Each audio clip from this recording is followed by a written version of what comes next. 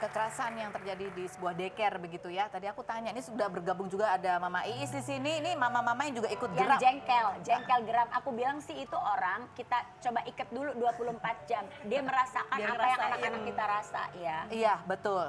Si ibu-ibu itu siapa tuh? Iya, ibu-ibu kepala Gini, sekolahnya. kalau dia punya bisnis daycare harusnya kan dia ada ini dulu. Sertifikat apalah gitu. Iya, atau dia memang menyayangi anak-anak gitu. Kalau cuman mikirin dapat duitnya ya kayak gitu. Iya, betul. Iya kan? Ini kan setelah kejadian kayak begitu ada trauma nih anak-anak. Tadi Indah juga bilang, ini salah satu tanda ya kalau anak-anak itu ada mengalami apa yang tidak wajar. Itu kalau sudah mulai ngigo. Iya, benar. Karena Itu kan harus sebenarnya apalagi kalau diwaspadai. anak yang belum bisa ngomong lancar ya gitu kan. Tidurnya anak itu kan sebenarnya alam bawah Gelisah sadar ya. ya. Alam bawah sadar yang ibaratnya itu sesuatu yang nggak dibuat-buat gitu apa adanya. Jadi kalau misalnya kita ngelihat nih, kita perhatiin nih anak kalau misalnya dia tidurnya ngigo terus konsisten tuh ngigonya sama dan kelihatan kayak ketakutan, itu berarti ada sesuatu nih harus kita cek. Sehari-harinya dia kenapa? Sehari-harinya dia ngapain?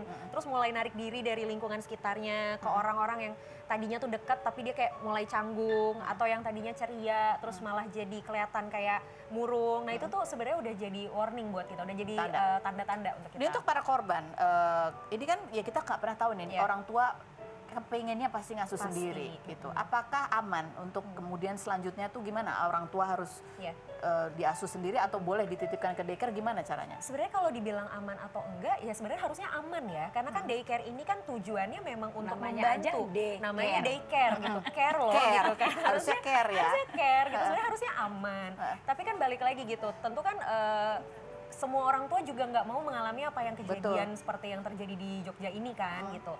Ibaratnya kayak ya, pasti kan kita juga udah berusaha ngecek dulu gitu, survei dulu, nggak tahu amit-amit kalau ujungnya ternyata jadi seperti ini gitu. Jadi tapi sebenarnya kan aman. ada pernah kejadian loh yang di Depok, ingat Nah, nggak betul. sih? Iya, Ya itu kan? juga serem. Jadi emang kalau kata aku mah emang daycare itu apa namanya, izinnya kemana sih? Ada harusnya.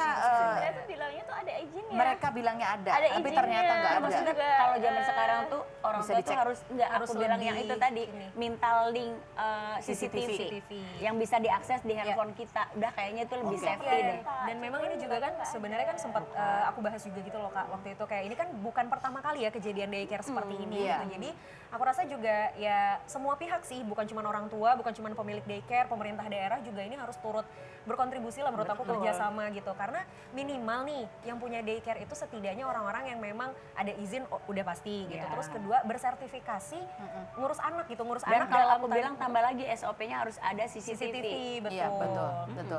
Ini Daniel juga anaknya ya, Di daycare. punya pengalaman juga di daycare gitu. Itu ada CCTV-nya juga ya. Nah, jadi kan? bisa Itu lihat yang all the paling- time gitu, bisa di ini. Iya, udah paling enak sih begitu karena deh. kalau sertifikasi ini kan katakanlah misalnya terapis anak, DSA atau psikolog anak, setidaknya mereka kan punya kode etik yang melindungi mereka untuk amit-amit melakukan tindakan-tindakan yang tidak seharusnya gitu. Oke.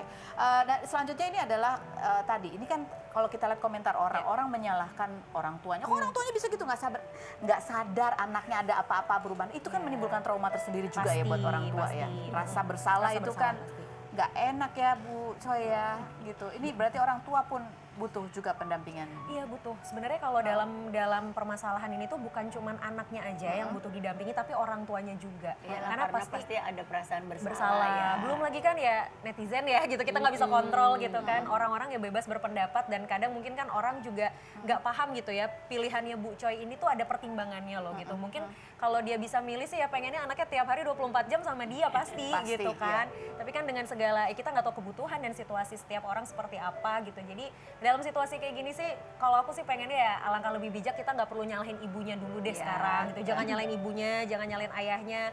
Apapun kemarin yang mungkin dilakukan ya cukup jadi pembelajaran gitu, tapi kasih dukungan lah gitu loh dalam situasi kayak Karena gini. memang tidak bisa disalahkan kalau kok bisa gini, karena tadi juga ya salah satu orang tua yang cerita bahwa dia selalu dengan berpikir positif. Karena informasi yang selalu diberikan kepada orang tua ini adalah hal-hal yang positif. Ibu yang lemah lembut ngomongnya ya kan, baju yang seolah-olah terlihat baik-baik punya gitu. ini ternyata dia bipolar ya.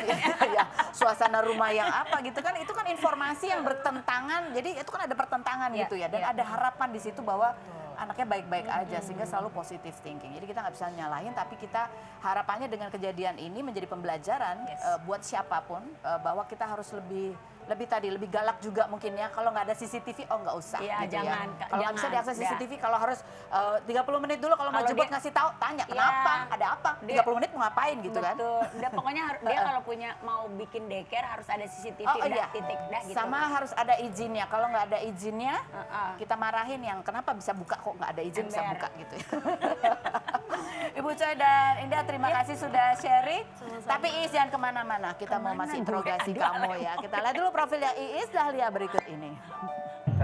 Baik, kita sudah bersama dengan Iis Dahlia yang kemarin datang ke kondangan nih Ibu ya. Kita mau lihat suasana kondangan pernikahannya Eldan Shiva Haju yang mengundang penyanyi Brian McKnight. Ya, Wow, kita lihat. Aku aja kaget loh. Oh iya. Ibu Is gimana? Ini pasti penonton yang seumuran Langsung bapak-bapak kaget. ibunya lihat Ya, Brian aku- McKnight.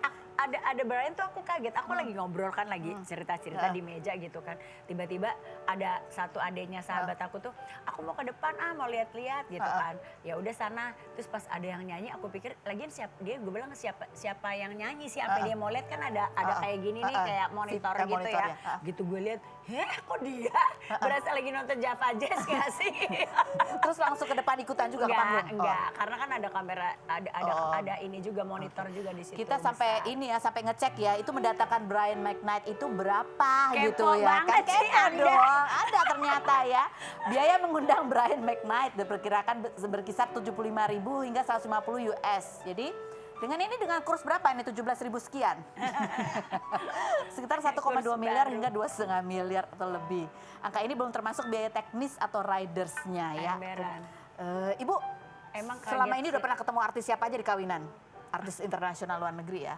Oh, ada yang waktu zamannya Pak Hate kan juga dulu ada kan. Siapa? Siapa ya? Lupa gue. Pokoknya Ada terkena lah aja beberapa, gitu ya. iya. Oke.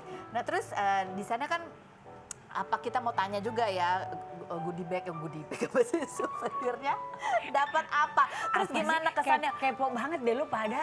Souvenir itu kemarin tuh apa sih? Udah dibuka Ada belum? brand soalnya. Udah deh, kan gue udah kirim tuh fotonya. Ada. Apa sih?